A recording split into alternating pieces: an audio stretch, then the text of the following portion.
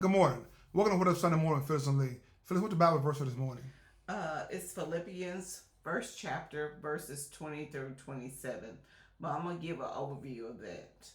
Paul expressed his eager hope to honor Christ through his body, whether by life or death, famously stating, "For to me, to live is Christ, and to die is to gain." Now, what does that mean to you?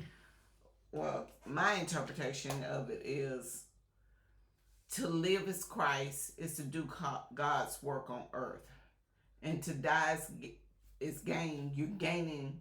Once you die, you're gaining to live with Christ eternally. Everlasting life. So why is it so hard to believe? Say what? So why is it so hard to believe for people to believe that? I don't know. I can't explain to you why people choose not to believe or to believe. It's a choice. Why do you think it is? Why I think what? People believe that way. I just asked you. I said I don't know. Okay, Philip. See, if you're doing Christ's work, right, and one thing we both know that when you start doing Christ's work, you're gonna have a lot of what's your word you always say, devil traveling in packs. Okay. So you start doing Christ's work, you're gonna have everybody coming against you. Would that be a fair statement? Yeah, that's a very fair statement. So I recall the time I used to hear my grandfather, my mother said sometimes, "Son, I would die for you," you know, and it didn't resonate then as it does now. And when I think about it, when they tell you that they would die for you, they give life for you, that means that they already know, they already found God. They know that the journey that they came through and what they in, that they will meet Him. What do you think, Phyllis? About what you just said? Yes. Um, those things didn't resonate with you because number one, you wasn't a parent. Number two, you was young. A lot of things don't resonate to you until life gets ready to sock you in the face. So yes, we have children now. We would die for them. Yes, we're older. We seen and we have felt trials and tribulations of life, and we're still standing because of our relationship with God. So, Philip, what do you think? Why is it so hard? Why is it so hard to do the work of God? It's not hard to do the work of God. It's just, I guess you can treat it like elementary um, peer pressure. A lot of people want to see you fail or do wrong versus the amount of people that want to see you do right and succeed.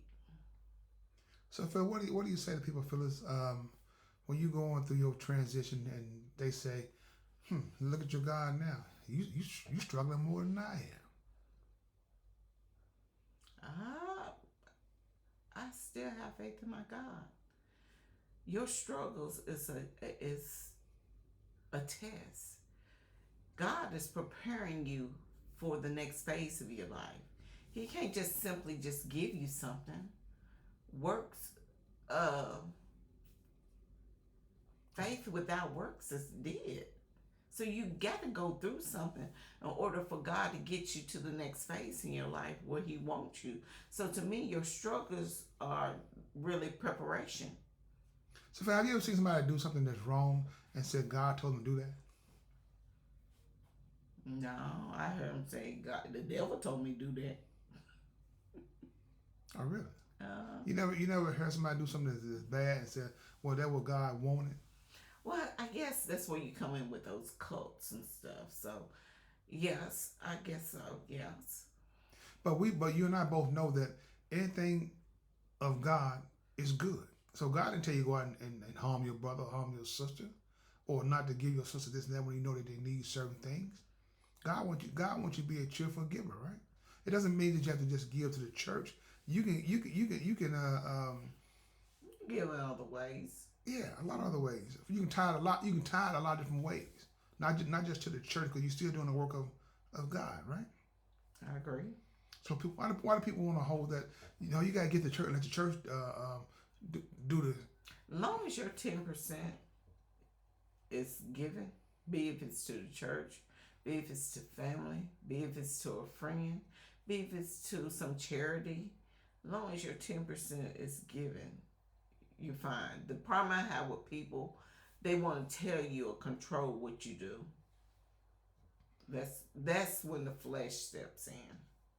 So have you ever told anybody about the goodness of God, about for us being on the sick bed, that it's going to be okay if you know God? It's going to be okay, but you also have to put in this: God, allow God's will to be done. Because even if you're on your sick bed, some people come back to earth and some people go ahead and go home. So to me, I tell people it's going to be okay, but allow God's will to be done. On your best day, you're sick enough to die, right? I have seen it. I saw that with my own mother. Her best day was her last day.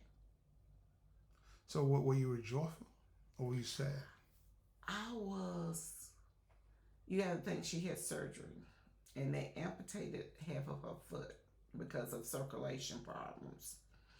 And that day after the surgery, she was just screaming, just no matter what pain medicine they gave her, she just was screaming. So the next day, me and the Miller girl, Amber, we went to the hospital because we would go up there from 4 to 10 o'clock to relieve my brother, and we'll stay till 10 o'clock until my sister come. Well, the next day after surgery, when Amber and I went to the hospital, she was happy. And my brother said, Mama keep talking funny. And I said, okay. And he acted like he was scared. And I said, well, you take Amber, you and her go now and let me see what's going on with Mom. And so I went into the room and Mom said, Phyllis, everybody in here is beautiful. I said, Mom, how you feel? I'm feeling good. Everybody got a white on. Everybody coming in here just so beautiful. And I just said, well, you're doing a whole lot better. You're not crying. You're not screaming. I'm just glad to see that you're doing so good. Well, when Amber came in there, Amber proceeded to kiss her. But the whole time Amber kissing her, Amber kept looking at her. And I said, Amber, I ain't got time with you. So I made her go back out with my brother and to the waiting room. And when I left at 10, my mama was fine. She wasn't crying. She wasn't screaming. She just talking about how beautiful everybody was. Everybody was dressed in white. Got a call 1 o'clock that morning. That's when she transitioned. So in that room, Phyllis, could you feel the presence of... Well, I didn't know what I was facing. You don't know these things until you go through those things. So you thought did Amber see something? I believe Amber did see something. But I was so happy to see her not in pain that I didn't pay attention that death was in that room. Okay. Anything else you want to add? No, it's just when I did go, they called us back to the hospital, when I did go back, I was at peace. And the reason why I was at peace, I've never seen my mama scream. Never seen her scream, holler, do all those things. And for to actually see her at peace before she was called to go home, I was at peace. So, Phyllis, can you get the listeners and viewers something to carry the rest of the week? To see a loved one suffer, that's why I say it's easy to say or to tell somebody everything's going to be okay. But one thing you must remember, God's will. We don't know what God's will is, but we have to rely on it and trust His will. Is that it? That's it. Thank you, Phyllis. Thank you, listeners and viewers, for tuning in. But be mindful, no matter what you're going through, we can guarantee you one thing. It's going to be okay as long as you make God a part of your life. That's the what if guarantee. We found on YouTube, Facebook, Spotify, Threads, Anchor, all those beautiful apps. Thank you, and have a blessed day.